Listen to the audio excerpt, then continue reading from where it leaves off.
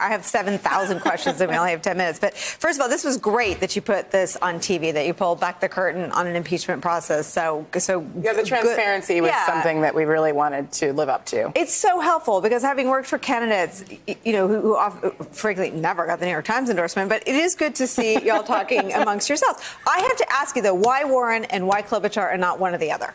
Sure. It was actually difficult because contrary to popular belief, we actually saw a lot of strong candidates. Mm-hmm. So it was very difficult for us after seeing such incredible persuasive arguments from them to choose just one. So in some way, we are in the same place. So we didn't. So we basically decided that we were going to present two different pathways. I mean, listen, we don't make endorsements just to support or help candidates. Mm-hmm. What we do is we do it to try and help voters and to try and help readers and Americans. And so we did need to narrow the field down.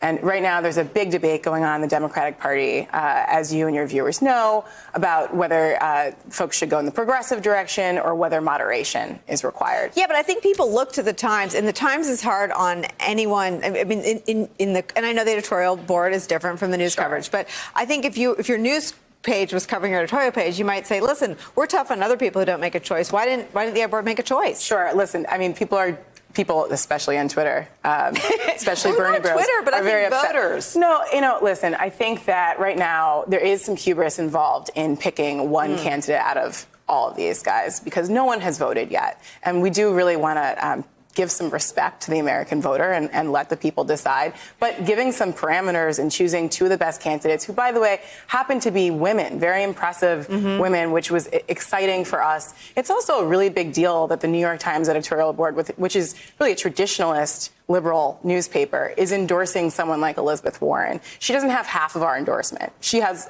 all of our endorsement. And so does Senator Klobuchar. The other thing here is that the two senators, I should say, are both people who don't see this necessarily as left or right or moderate. What they see is a middle class that is in crisis, and they have two, albeit slightly different prescriptions for that. But we felt that they made a very compelling case that they understand where the American people are and where they're struggling, and they understand the crisis that income inequality has really brought to bear on this country, its institutions, and now the democracy. Juanita, your thoughts? So, of course, reading this last night, my first reaction was like, oh, okay, New York Ed Board said, y'all go figure this out, Democratic primary voters. It's balls in your court, and we're going to back off here. But so ultimately, that reminded me of two things. One, this primary is going to be long and drawn out and ultimately going to have some divisive components here between voters who do want that return to some degree of normalcy versus voters who want to break and disrupt systems. And I think that kind of highlighted the reality that not one candidate in this entire field can meet both of those demands. And so that might have some negative externalities further down the line. Second thought was shout out to the ladies, right? Right. But Klobuchar and Warren are not playing in the same field when it comes to polling, fundraising, any other realistic benchmark that would determine success for a candidate. And so it really highlights, like, okay, really throwing away that traditional playbook here from the New York Times editorial board. But Klobuchar definitely must have had some massive Midwestern appeal here that definitely didn't come across to Twitter folks.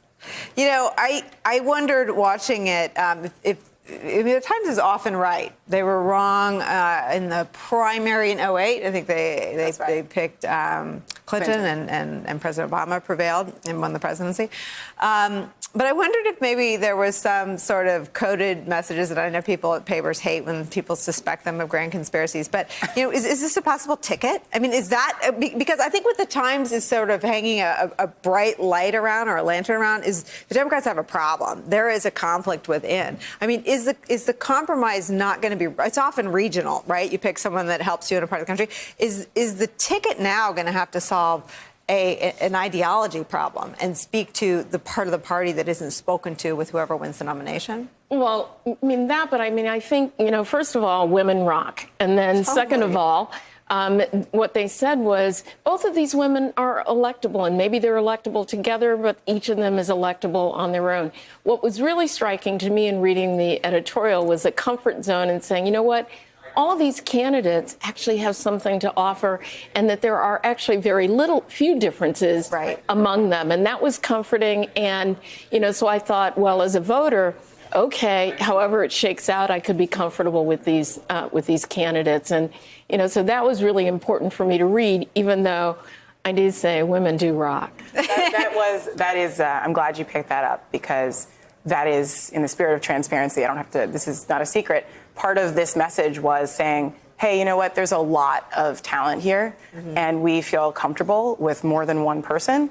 And by the way, the popular wisdom that Joe Biden is the only person who can beat Donald Trump, we don't necessarily agree with that, and that's not a slight to the former vice president, but it's just a way of saying, let's rethink what it means to be electable. And when you have someone who, like Donald Trump, who won Michigan by only 11,000 votes, there's a lot of different winning coalitions that can be put together. And it's not just white working class voters that can make that up. I mean, Joe Biden's pitch to us was that he's going to win those voters back.